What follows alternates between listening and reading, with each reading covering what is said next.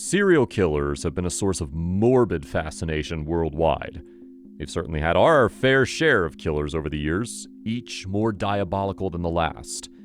Think of serial killers and rapists like Mikhail Popkov of Russia, who preyed on the weak, or John Wayne Gacy, the killer clown who killed upwards of 33 boys.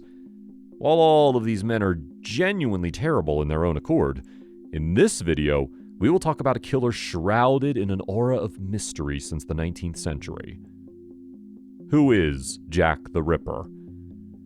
Let's go back to the slums of East London in 1888, where bodies of young women started appearing in the streets of the Whitechapel area. The public was horrified.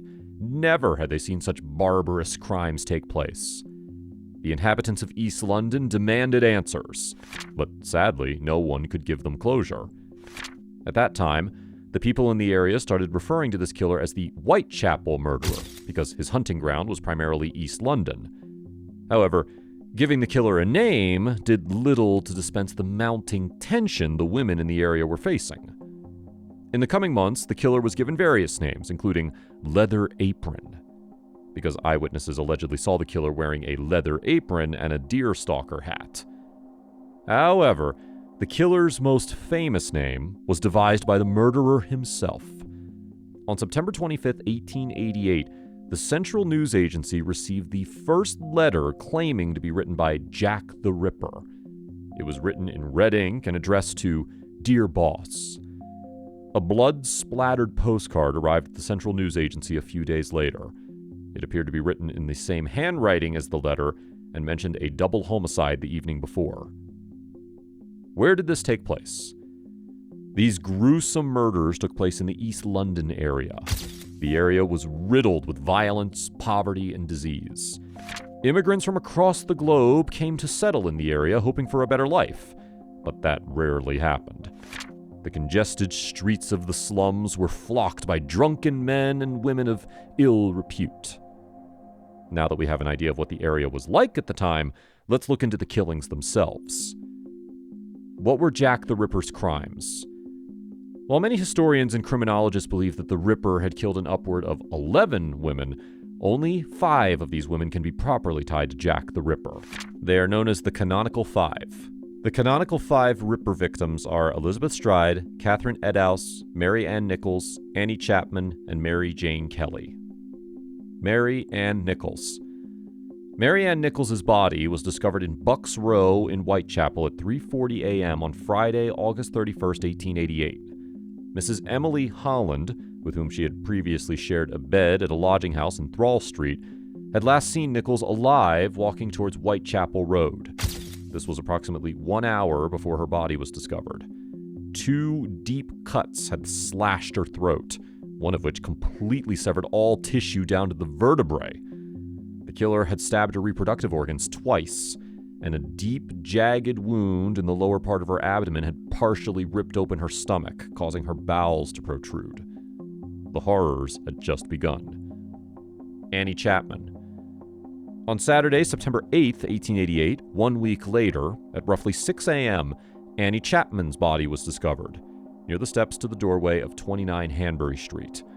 Her throat was severed by 2 deep cuts, as it was in the case of Marianne Nichols. Her abdomen had been cut open with a section of stomach flesh placed on her left shoulder.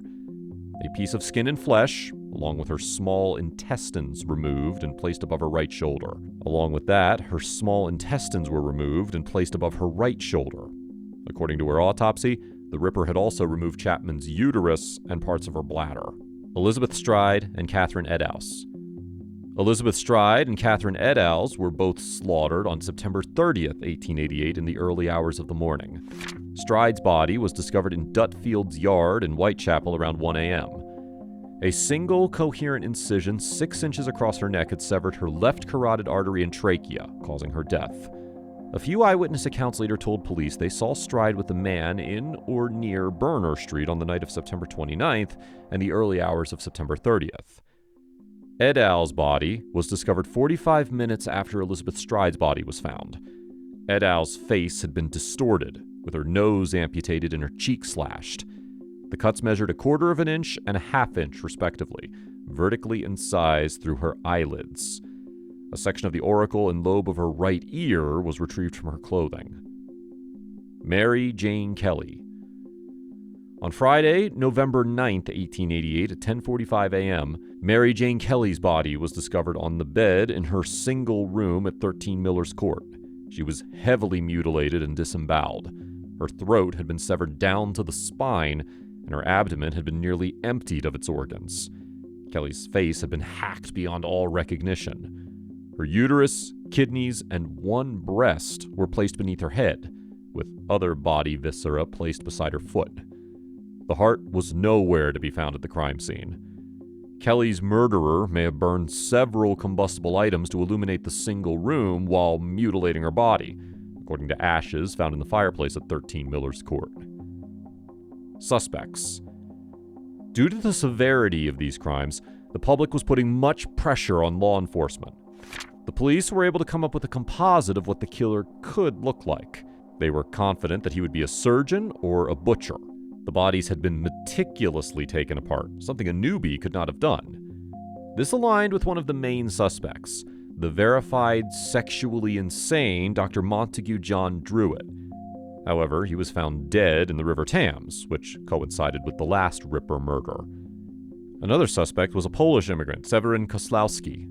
He was found guilty of poisoning his 3 wives and was hanged. Another suspect was a wealthy trader, James Maybrick. His diary had been found in Liverpool, in which he had confessed that he had killed women because his wife had been unfaithful. In the same log, he referred to himself as Jack the Ripper. The last suspect was a barber named Aaron Kosminski. The police believe he was the killer because his mitochondrial DNA was found on Catherine et al.'s shawl. However, this claim was later disputed in 2011 by Dr. Jerry Luhalanane of Liverpool John Moores University. Why was he never caught? One would imagine that the police would make it a priority to find such a heinous man. Unfortunately, that's easier said than done. Hoax letters. The police could not determine whether the letters allegedly sent by the Ripper were genuine or terrifying hoaxes, due to a lack of modern crime detection techniques. As a result, the notes could have muddled the waters. It was never easy to figure out who Jack the Ripper was. The police's difficulties were exacerbated by false leads, looking in the wrong places, and multiple trails going cold.